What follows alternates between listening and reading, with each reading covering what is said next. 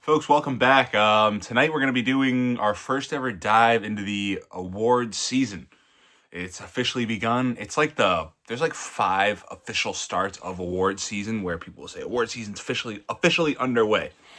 It's pretty much like with like the NFL or sports season where you got when people report to camp, you got when preseason starts, then you got when the actual season starts. There's like so many different times where the season is underway. And with the award season, it's like you got like the festival season, which starts at Cannes, and then technically it doesn't actually start up until there's all the fall festivals, and then nominations start to come out in like December for like smaller awards, and then the first televised awards show is always in the start of January. So I think awards season does technically start in September if you're a freak like myself, but if you're a normal person, then it started today. Award season is officially underway with the Critics' Choice Award. It was on TV, so here we go. There was the Gothams. There's been the Spirit. There's one other award, like sort of big award show, like that, and then there's been all the independent, like the critics groups, all the city groups. There's been about 40 different one of those. We'll get into that later. That have come out, but we're underway. This is award season. There's no stopping us. It's award season, but we're in the award season. The show was hosted by we'll just talk broadcast, I guess. Chelsea Handler hosted for what I'm surprised to hear was the 4th year. I like to think I've been watching every year, and I don't remember her ever hosting. I think Nikki Glaser, being the blonde, foul-mouthed woman comedian at the Golden Globes, kind of like ate her lunch and stole her thunder.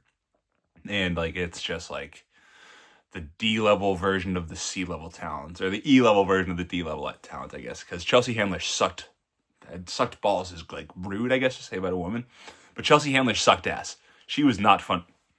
She was not funny at all, and the crowd gave her absolutely nothing, as they shouldn't have. You hate to see pity laughs. I mean, dead silence would actually be awesome. I was going to say you don't want to hear dead silence, but after a bad joke, just absolute dead silence and making her like a segue in nothing, that would be appropriate. That would really be funny. Usually for these bad awards, like Jimmy Kimmel at the Oscars, he was always pretty terrible, but they'd give him the big laughs. If you mention a celebrity and make like any sort of joke, then you'll get a laugh. But her delivery was weird. Like she sounded nervous almost, and like she was like the teleprompter might have been too far away, or the font might have been a little too low, or she didn't write any of her jokes. This was her first time actually seeing them, but it was not good. It was not a good scene. It was terribly hosted. She didn't do much. She had the opening monologue and then came back like 3 times, maybe 2 or 3 times, 3 or 4 times, and it was rough. Nikki Glaser, I think, will be better at the Golden Globes next week, but I don't love her either. It should be an actor. I was ranting and raving about this before the show, but it really should be an actor or somebody who's all Hollywood adjacent in some way. Conan O'Brien hosted a late night show. He's talked to all these actors and actresses and directors dozens of times. He knows them all. He's in Hollywood. Chelsea Handler is like a C-list comedian. I hardly know who she is.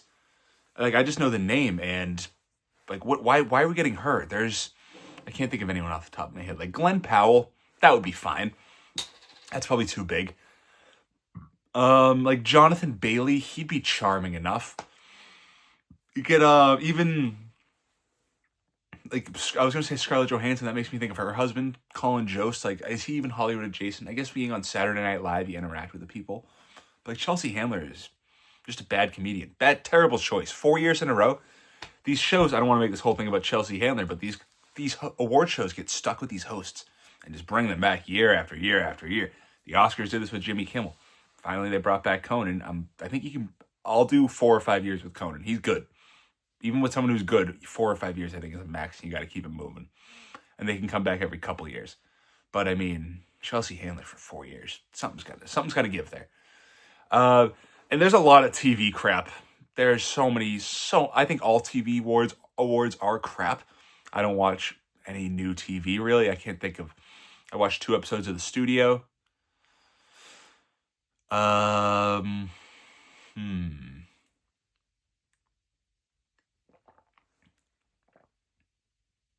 I don't think I watched like any new TV this year. I really didn't. I don't like new TV. It all like looks terrible. I think they hate the streamo garbage. And I watched the Tim Allen show. I watched season 1 this past year, and it was a year old, and I'm forgetting the name of it. Oh my, Shifting Gears. It's actually pretty good. Kat Denning is the daughter, and Sean William Scott plays the guy who works for Tim Allen at the shop, and there's something there between him and Kat Denning. That's all I'll say. Has anything happened? I don't know. Who's to say? Nothing has yet. Again, I only watched season 1. All of season 2's aired. Anyway, yeah, all the TV crap. It goes on it's literally half the show. It's a 3-hour show, and an hour and a half of it is giving out Best Supporting Actor in a Limited Series, Best Supporting Actress in a TV Movie, Best, whatever, all that crap. I like all the limited drama series, comedy series. There's like twice as many TV awards as there are movie awards. And half of the movie awards, they cut out of the broadcast. They cut out all the technical awards, like the cinematography, the production design, the sound, the costume design, the makeup, the hairstyle. They cut out the score, the song. That's 7 awards. 7, I don't want to say major awards, but awards. But, I mean, I don't want to say people care about them more than best supporting actor in a comedy series, because that's an actor people know, but I care more. And it's garbage that they combine these movie and TV shows. Just put the TV shows an hour before. Have that be the pre-show at 6 o'clock on like Peacock or something, or during the day. Put it on Streamo. That's where all these people like to watch their stuff. They don't watch. They just put it on Apple TV or Crapple TV or Paramount Plus.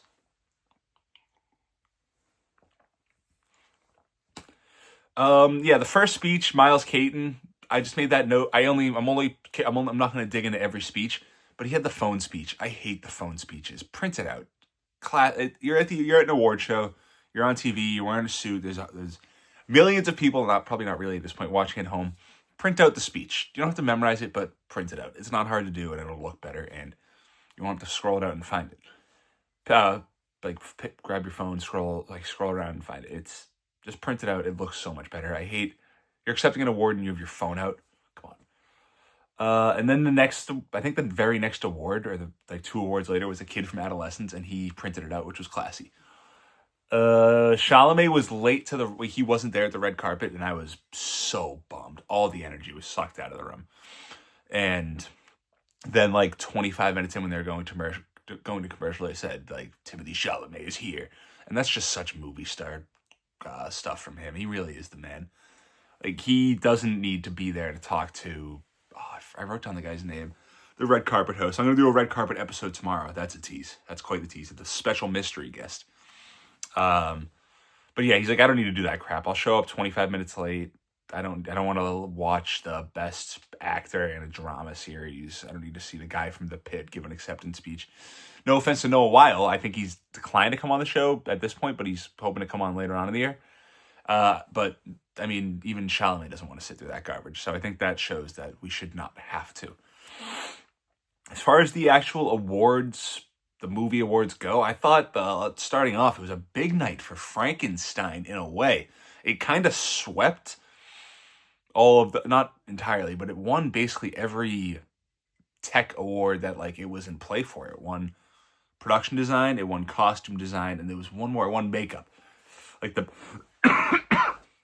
Or cinematography. I don't have them all written down. I really should have. That's just not prepared. I'm going to pause. So I pretty much did have it memorized. I just want to write it down just because I can't try to go off the top of the head and be wrong about it. And I dressed up originally for the top 70 movies. That's why I'm wearing this shirt. I dressed up and did the whole 3-hour thing. The first one that didn't, that got cut, or that got lost in the iMovie transition. And I thought it'd be nice to do it for the award episode. So I think I'm gonna wear a nice shirt for all the awards season episodes. It might even just be this one, because I can only find 2, and the other one looks like a pajama shirt and is very wrinkled. I guess I could iron it, actually. But this one doesn't really get wrinkled, and I'm only gonna have to wear it for whatever. But yeah, so Frankenstein won. It won 3 of the technical awards. Like I said, it won editing, and it didn't win. It won costume design, production design, and hair and makeup, which is pretty big for it. The fact that, costume design easily could have gone to Wicked. Production design easily could have gone to, Sinners. Also Wicked, Marty Supreme. There's a lot of big contenders, I think, or I think Avatar might have been up there too. I don't know if it was. I didn't write down the nominees, people. But yeah, winning those 3 for Frankenstein keeps it in play for all of them, obviously for Oscar, but also it's like a sneaky 4th or 5th Best Picture contender, because if it could sweep the visual effects awards, if it could sneak in and win cinematography, and I don't think it can win sound. And then Elordi also won Best Supporting Actor, so that was 4 wins for it tonight. If it could keep that, and then Del Toro gets in for Best Director, and maybe I don't think he has much of a chance to win it. But Frankenstein is like a contender. It won't win, but it's definitely going to get nominated, and it's going to be a major contender on Oscar night. Another movie that I think I'm starting to admit to myself is going to be, or might be, Oscar nominee for Best Picture is F1. It won 2 awards. It won editing and I have it written down. Did it only win 1 award? Jesus Christ. It only won 1 award. I swear it won 2, but I'm not going back. Did it win a second? It's nominated everywhere. And the fact that it won Best Editing at the Oscars was typically one that goes hand in hand with Best Picture. I didn't dig that much into it for Critics' Choice. I was really looking only into the screenplays and the actors beforehand. I don't know how much the Best Editing at Critics' Choice Awards goes on to Academy Award success, or at least just a Best Picture nomination. But I think F1, it's going to be a major player in all these technical awards. Frankenstein is, I think, going to win a good amount of them, but I think F1 is a good chance as well. Could have sworn 2 of them tonight. Anyway, but it won a major one tonight, and it's not going to go away, and it's going to stick around. And it'll at least pick up like 3 or 4 nominations on Oscar night, and then at that point, when you're trying to find that 9th or 10th Best Picture slot, I feel like I haven't dug deep enough into it this year at all. But when you're trying to find that 9th or 10th Best Picture slot, I think a movie like F1 could definitely be a player.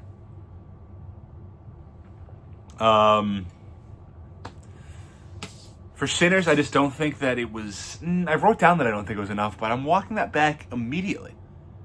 It won Best Score and it won Best Sound. It won Best Adapted Screenplay, which it needed. It just would have looked bad if it didn't. And then it won Best, the Breakthrough with Miles Caton, which is nice. Keeps him going around winning awards. And then it also won the Best Casting or Ensemble, which I don't know what that award means. It's 2 completely different things. They nominate the casting director, but the award says casting or ensemble. So it seems like they're giving the award to the best ensemble cast. Sure, fine, but call the award Best Ensemble Cast. Don't call it Best Ensemble. Give us casting and ensemble cast. And if you want to have a Best Casting category, give it to the casting director. I think that's even better. That's what the Oscars are doing. That makes it more clear. With Sinners, I don't think that's a movie that you award for the casting. I guess Miles Caton is the discovery there. But, you have Michael B. Jordan playing two roles. So in a casting category, I don't know, that almost feels kind of silly, if you ask me. The top 2 roles were one guy. Which maybe that is good casting in its own, because... no, it was probably written like that. I do have a theory that it was written for Jonathan Majors, though, that second part. Or the bad guy part. Anyway, for Sinners, it didn't need to it didn't need to really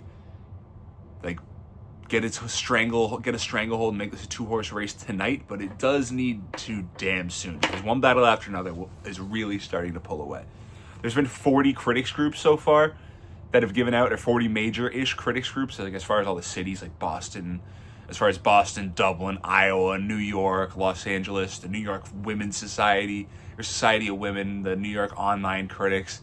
There's been 40 different of those big ones that have gotten together, and Sinners, or One Battle After Another, has won 26 of those awards, compared to Sinners is 12.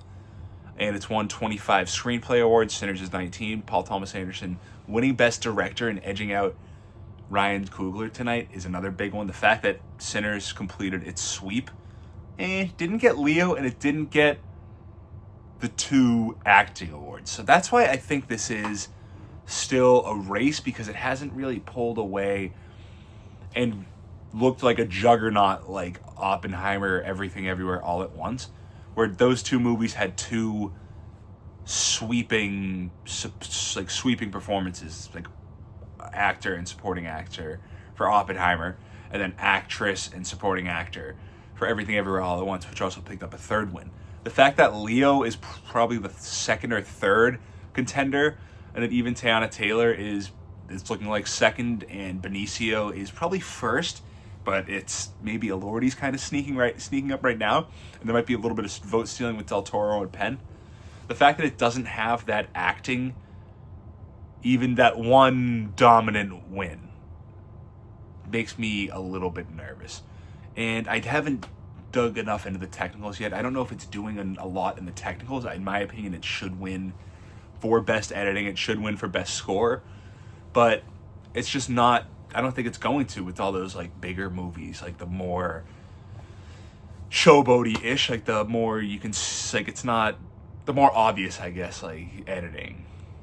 And like, I don't know what I'm even looking for. But I think that One Battle After Another needs to, it's looking like it could be a big, I'm losing steam here. Jeez, my mind's just completely falling apart.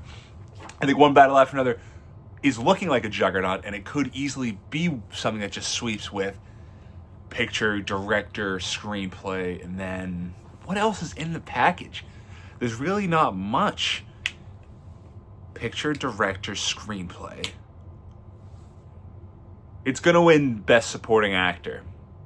I wonder how many movies have, like, how many sweeps, how many of those, like, these movies that have swept the award season with, like, the smallest package, the smallest, like award total package was, because Oppenheimer was, like, a 12 award package. It won all the technical awards. Everything Everywhere All at Once, it was winning all the technical awards, as well as 2 or 3 acting awards at all these shows. And One Battle After Another, those are just like the recent ones. And Titanic is another one that swept. It had all those like technical awards. And what else? Are there any other sweeps that I can think of? No, not really. It's late and I'm really losing steam, like I said. Sinners is lurking.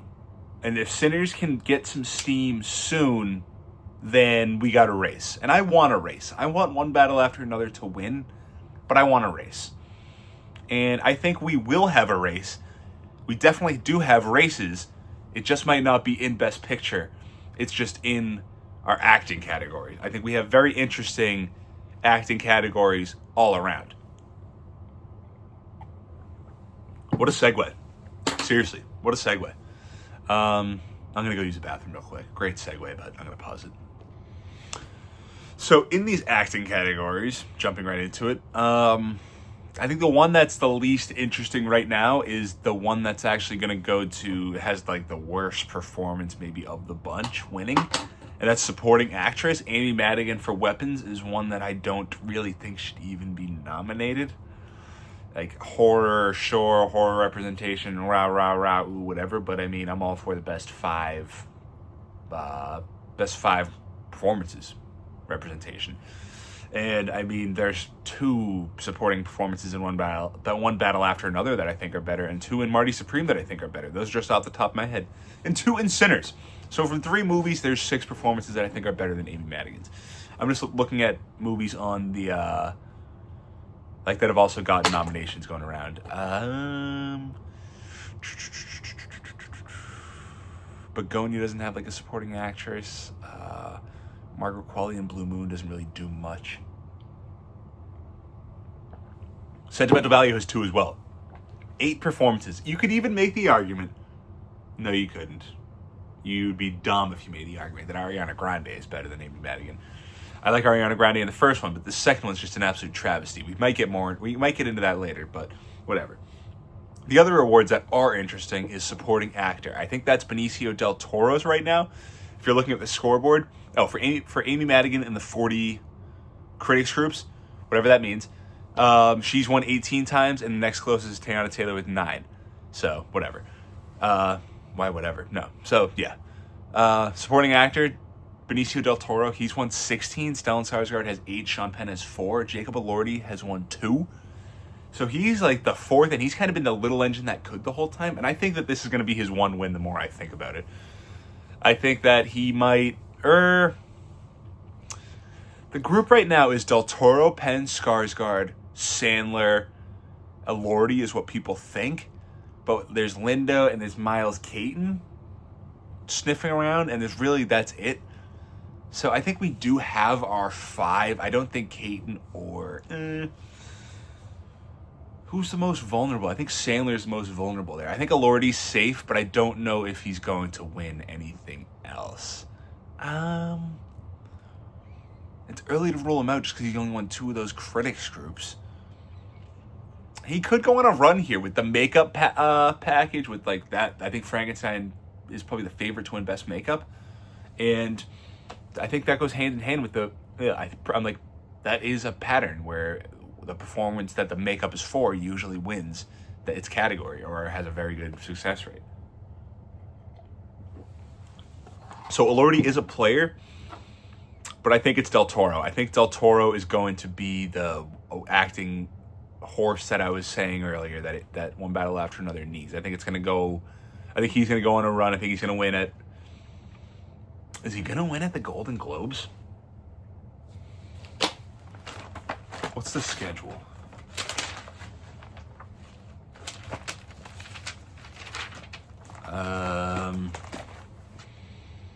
The Globes are next week, or on Sunday. And then, what's like the next televised crap?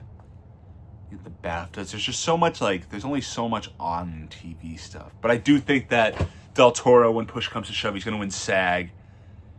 And what else is there? He didn't win the Critics' Choice.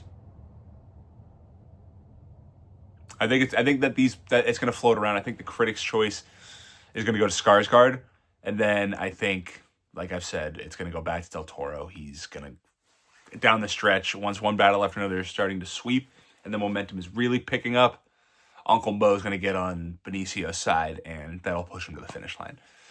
Actress is sort of not really, but at least in the critics group circuits, which I'm being hyper-focused on right now because I just did 10 seconds of research on beforehand.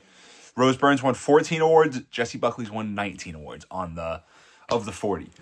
So it's a 2-horse race. The next closest is Tessa Thompson and Amanda Seyfried with 2. So Byrne versus Buckley, after tonight, Buckley, and even going into it, Buckley felt like the favorite. And this was a big one. And until something changes, I think Rose Byrne is just wishful thinking. I've kind of been skeptical of that from the start. I haven't seen her performance. I'm sure it's fantastic. I'm sure it's one of the best of the year. I'm sure it's better than Jessie Buckley's, actually, because I don't love her performance. But I just think it's Jessie Buckley's time, and I think people like Hamnet, and I think this is Hamnet's lost a lot of steam, but there's still love for Hamnet, and I think the love for Hamnet will be behind Jessie Buckley for supporting actress. I think everyone's gonna have to, for the movie, and the whole campaign's kind of gonna be behind it. I think it's interesting that those two movies, no, you can't say that Hamnet has no chance, but I think there's a lot of movies competing for the acting nominations, like Elordi for Frankenstein.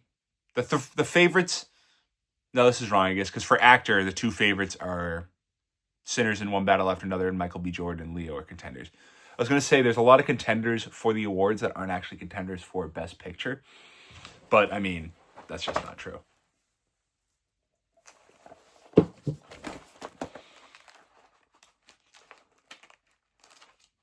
I'm looking for the nominations. Pardon me. Jesus.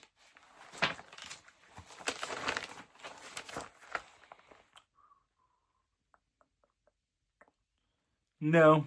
Yeah, for the you got like Rose Byrne and Amanda Seyfried are the big contenders for Buckley, and then Rana Reinsev, which I don't think I'm saying right, and Emma Stone, and then Chase Infinity. It's Buckley, Byrne, Reinsev, Buckley, Byrne, Reinsev, Stone, Infinity, Seyfried, and Arrivo. Arrivo, I think, is out. I think she's knocked out in this race. So it's a 6-person race. And I think Buckley's just going to be the one that has the most steam through the end. I think that I think it's hers. I think that this whole thing is hers to lose. And I liked her speech a lot, actually. It went a little long, but I like the part about her brother talking about the caves and the paintings in the caves being the first artist going deep into these caves to do their artwork. I thought that was interesting. Very rarely do these people actually say anything interesting in their speeches, and that was actually something that was sort of insightful and interesting without trying to send any it wasn't like trying to be powerful or anything. I just thought it was nice. Shout out to Jessie Buckley, who's an actress who's never done a lot. I've never been a Jessie Buckley head. Like, I don't have season tickets. If she's in town, it's like, sure, maybe I'll go. I'll go if it's like a good matchup, if it's a good game. But I mean, none of the premises have ever been great for her movies. None of them have ever been super in my taste range, I guess is one way to say. I don't know if I've just created that word, but in my palate. And I recognize she's a great talent, but it's just not for me. But I do think this is for her. I do think this award season is hers. This Oscar is hers, and I liked her speech enough. So let's keep it going. I don't know. Let's see. Does your brother have any wacky things that he had to say? Just keep that going. And then the most interesting this year, in my opinion, I think that very rarely is Best Actor the most interesting. I think a lot of times that it's kind of obvious who's going to win it. Who even won it last year? Oh, last year was pretty interesting, and then before it was like Oppenheimer, and I'm forgetting, but I feel like it's not ever the most captivating category. But this year I think it is. I think we have a legitimate 3/4 person race. You got Michael B. Jordan, who's won 11 of these awards. I'm focused on those. Ethan Hawke's won 7. DiCaprio's won 6. Ethan Hawke's on his own in Blue Moon. That's kind of the whole movie is like, the whole campaign for that movie is behind Ethan Hawke, his performance, and that's what the movie relies on, so it makes sense. And his performance is really good. I think it is enough to get him nominated. He's firmly that 4th contender right now. And a lot of people still think that he's in this thing. I think he's got a chance no, he doesn't have much of a chance. No, he's got a chance at the Golden Globes. I don't think he does. He might. But people love him. He's an actor's actor, and it's like a sort of overdue, but like it's his time, and he's never really had the chance, so let's just do it right now. But I don't think it's going to go to him. I think that's a lot of wishful thinking. Like, some people were saying it's going to be his night, and I just thought that it's like people kind of want to be different. It's kind of like the hipster pick, Ethan Hawke. And then Michael B. Jordan is, I think, the number 2. I do think he is. I think like he's won 11 of these awards, and Sinners is so reliant on him, and it's gonna be like him and Ryan Coogler stand side by side when they're promoting this movie and when they're campaigning. Like, it's a 2-hand project. It feels like, between the two of them, and it's a partnership. It really is a creative partnership between the two of them, which you don't really. It's nice to have in Hollywood. Like, people view them. The red carpet even asked them, like, if it was they asked Ryan Coogler if he found his Leo as a Scorsese, and I think Michael B. Jordan compared them to De Niro and Scorsese already. So people love them, and Michael B. Jordan is very lovable, and it's kind of like a young version of the Ethan Hawke thing, where it's like it's the first time he's had a chance, and we all love him. He's not so much an actor's actor, but he's paid his dues. It feels like he did the TV, he rose up, he did the Creed, he directed, and yeah, I like Michael B. Jordan, and a lot of people do as well. And then Leonardo DiCaprio, after Killers of the Flower Moon, I just don't know how hard he'll ever campaign for one. He's won an award. I think he cares more about other people winning it. Like, I think he's just excited that the movie's winning it and that Paul Thomas Anderson is getting the recognition that he deserves. He's only won 6 of these awards. I don't know how much that matters. It's just worth mentioning.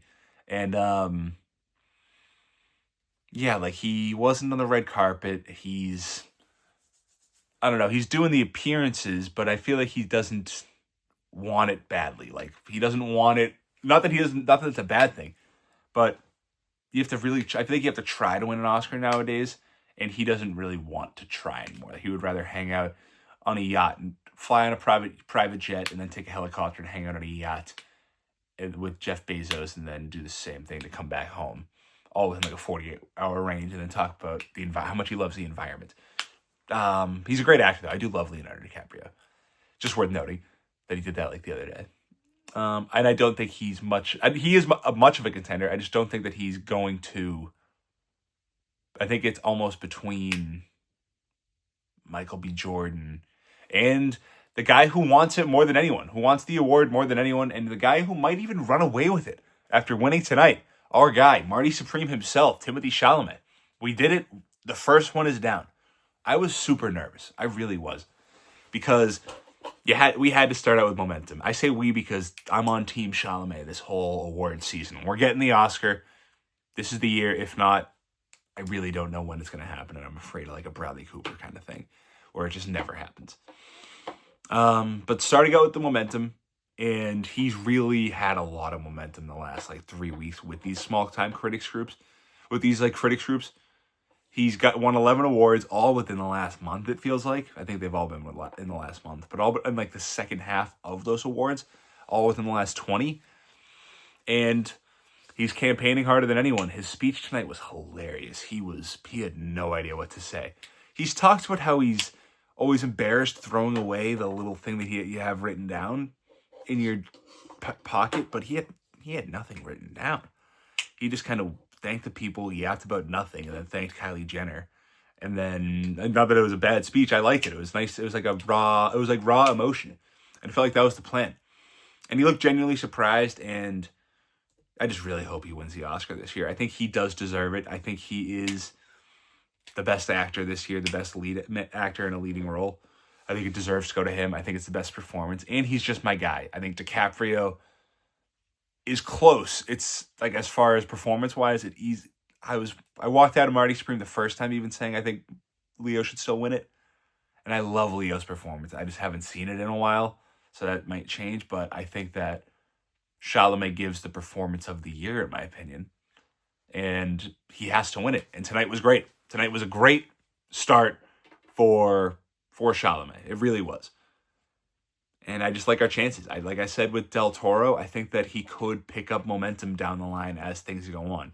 If he wins, what's the Golden Globe category division? I wish I had that written down. I'm not going to pause it again.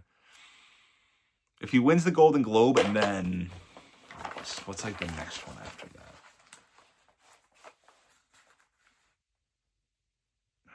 Don't mind me, folks. What are the SAGs? They're 2 weeks before.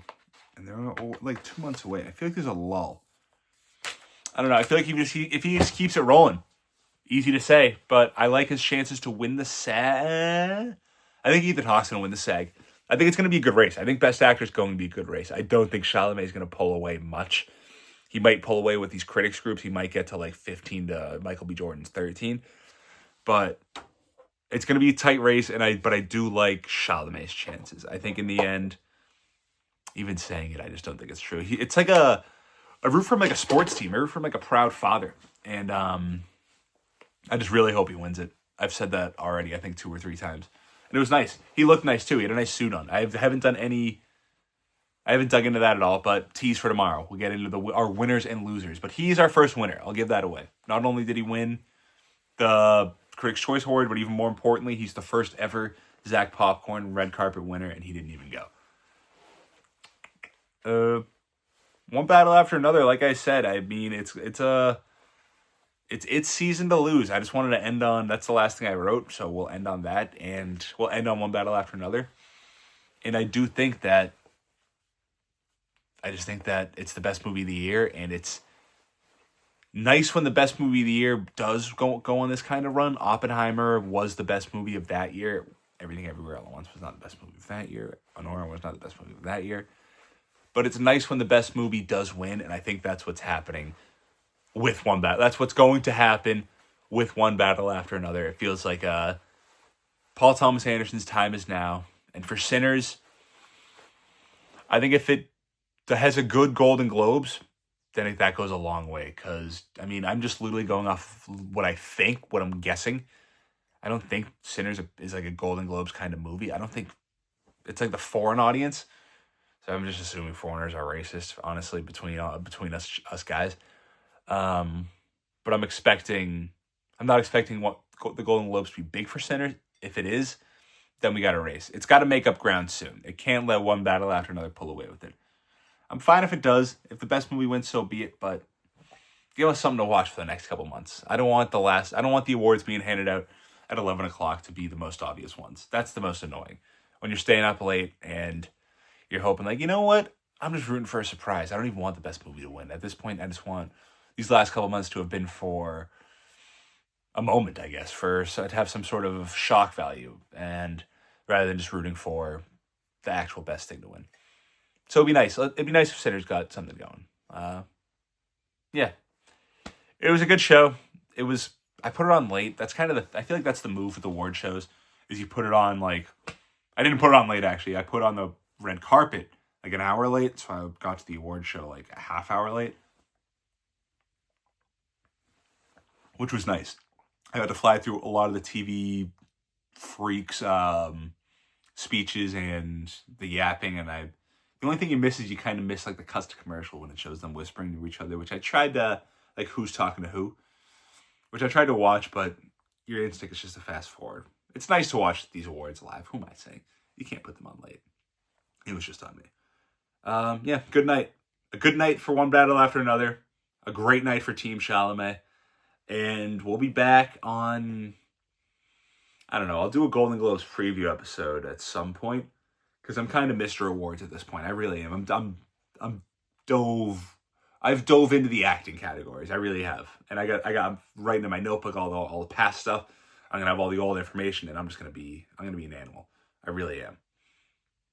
So yeah, Golden Globes on preview on Friday, maybe Thursday. Who cares? Nobody cares that's watching this. And then the show is Sunday, and I'll do the same thing. I'll recap it and have something out the next morning. What else is there to say, folks? I was going to say something about Ludwig Göransson winning Best Score. You know what? No, whatever. Who cares? I'm going to bed.